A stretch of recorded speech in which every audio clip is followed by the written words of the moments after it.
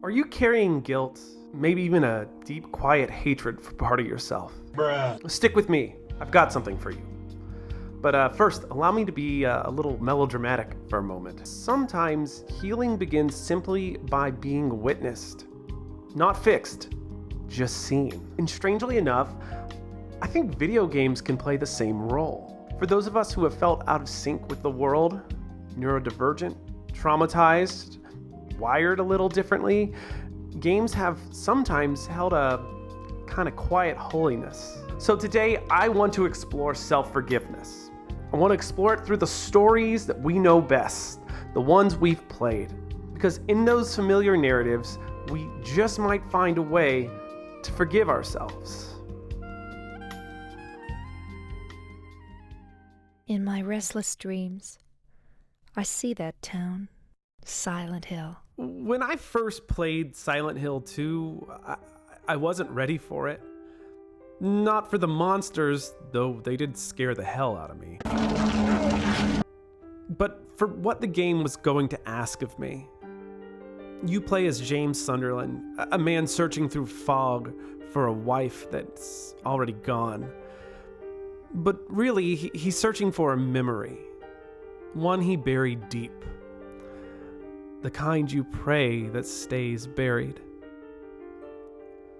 Silent Hill itself doesn't just symbolize guilt. It deeply embodies it. It feeds on guilt, like a baby to its mother's tit. It exalts the guilty, dragging them into the light, not to redeem them, but to make them feel, to see. And when we play, we're not just wandering hallways or fighting nightmare creatures as James. We're being called into a spiritual practice. To stop running. To turn and face the thing we swore we'd never, ever look at. To name what we did. What happened. And to stay with it. This is the first step in self-forgiveness. Witnessing. Letting it ache. And in that ache, something begins to shift. In the fog of Silent Hill, we meet our monsters. And in doing so, we meet ourselves. If meeting ourselves was hard, just wait for what comes next, everyone. BioShock Infinite is a story about parallel worlds, violent legacies, and the mind-bending weight of the concept of choice. But quietly, just beneath the gunfire and tears, it's also a story about forgiveness. In the gut-wrenching difficulty of taking responsibility for who we are and what we've done. At the center of it all is Elizabeth. She's not just your companion, she's your mirror. While Booker DeWitt tries to bury the past, Elizabeth drags it into the light, again and again. Through her tears in reality, she doesn't offer escape, she's offering reckoning. What Elizabeth truly opens are possibilities, not to run, but to truly repent. She is the embodiment of what some call the compassionate witness, the part of us or the person beside us who holds our story without flinching, who doesn't shame us, but invites us in, to integrate, to see, to accept. You've likely known someone like that, someone who sat with you in the unspeakable and made it speakable just by staying. That's Elizabeth. She doesn't let Booker off the hook. More specifically, she doesn't let Booker let himself off the hook. She guides him towards his own truth, gently, but unrelentingly. And in the end, Booker chooses not to flee his past, but to face it. To let Elizabeth drown him. Not as punishment, but as mercy. A death that finally ends his self-inflicted drowning in guilt. A poetic absolution, shaped like a sacrifice. Fortunately, the journey of self-forgiveness doesn't end typically with drowning, and thank God I do not want to experience that. There is another choice that we can make after we face the truth. A better one.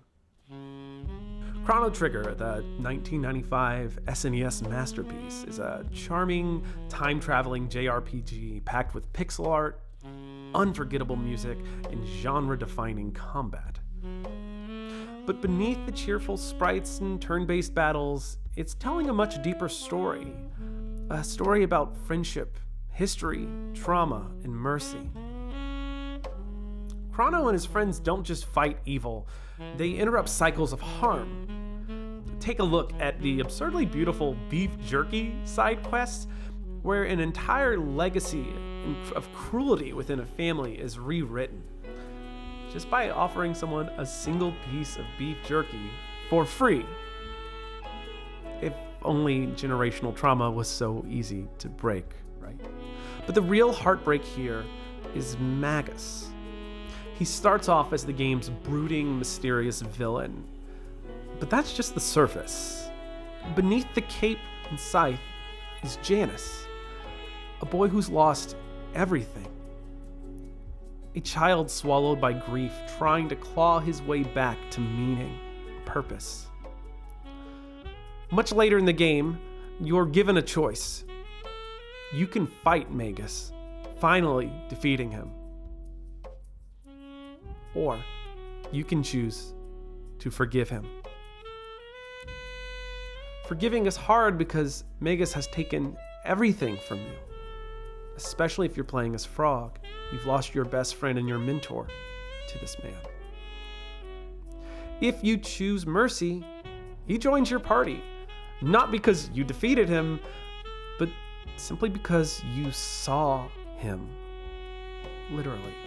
Not as a villain, as a kid, as someone who was hurting and didn't know what to do with it.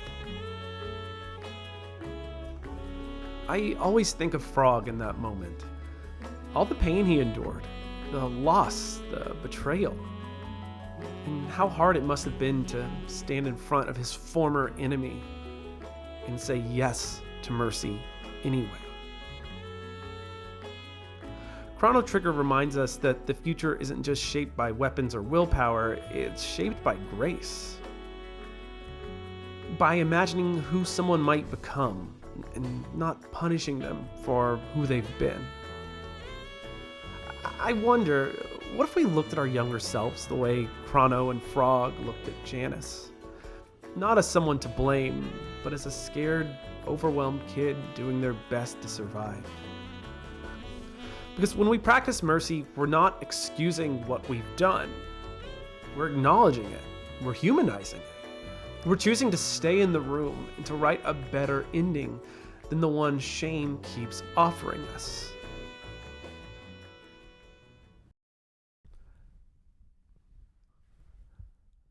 I'm going to attempt to pronounce the name of this game correctly. I'm going to pronounce it Gris. It's spelled Gris. Gris.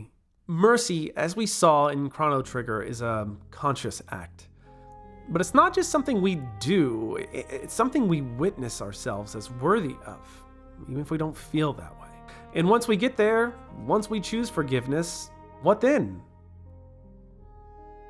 One and done, right? All wrapped up? Roll credits? I'm afraid not. This is where Gris comes in. Gris, if you've never played it, is a 2018 watercolor dream of a platformer that quietly holds your hands through the process of grief. There's no dialogue, no combat, just color, music, and motion, returning to a world left hollow by an unnamed pain, likely the death of a mother figure. As you move through the game, you don't defeat enemies, you reclaim pieces of yourself.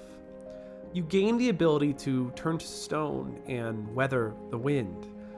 You learn to sing again after forgetting your own voice. You find color where before there was only gray. Grieve. And slowly you realize this isn't a game about recovery as conquest. It's about grief, recovery as process. About self-forgiveness not being a finish line, but a practice that's re-embodied each day. Gris teaches us that accepting ourselves, truly, is not a single breakthrough moment.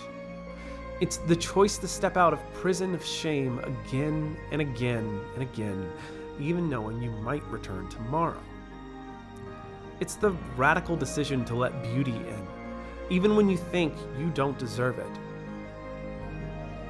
And that beauty, that's not just decoration, it's your green flag. A signal that you're still open, that you're still here, still capable of healing and feeling. Every time you notice something beautiful, music, color, a small moment of beauty, you're reminded that softness still lives in you, that you're still choosing to live, to forgive, and to begin again. Self-forgiveness is a grieving process, and though Gris might present it in a tight, poetic 2 hours, real life isn't such a clean arc. It loops, it spirals, it returns when you least expect it. But that's okay. Because each time you feel the wind and choose to stand, each time you find a new note in your voice, each time you dare to see beauty again, you're practicing something sacred. So please, be patient with your own pain. Be patient with your own process. Be with yourself. Because in that choice, over and over and over, forgiveness finds you again.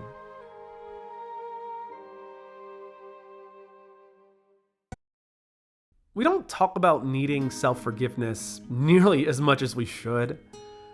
It's quieter than vengeance, less flashy than redemption, and far messier than any clean-cut moral choice menu. Press F to pay respects, sure, but then what? If you look closely, there's a thread running through so many games, a thread of grace. You can try again. Video games are one of the only art forms where failure isn't just allowed, it's expected. You fail, you respond, you make a bad call. And the game doesn't scold you, it hands you the controller again. Failure isn't a mark of shame, it's actually part of the design. You don't lose your worth when you miss a jump in Celeste. You don't ruin the story when you die in Hades. You don't get a game over when you lose yet another battle in Dark Souls. You're not locked out of grace just because you needed yet another try. These games, maybe more than they even intend, create space for something sacred. Self-compassion through failure. Growth through repetition, forgiveness through persistence. And that's self-forgiveness, too. Not excuse, not a race, just witness. And in that witnessing, something begins to soften. Games can help us with that subtle but sweet softening. Thank you for listening. I hope you can find your way down the path of self-forgiveness today. It's waiting for you.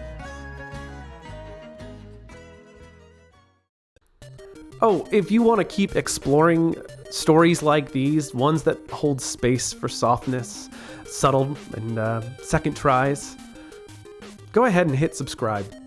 No pressure, no judgment, just an open invitation to keep going.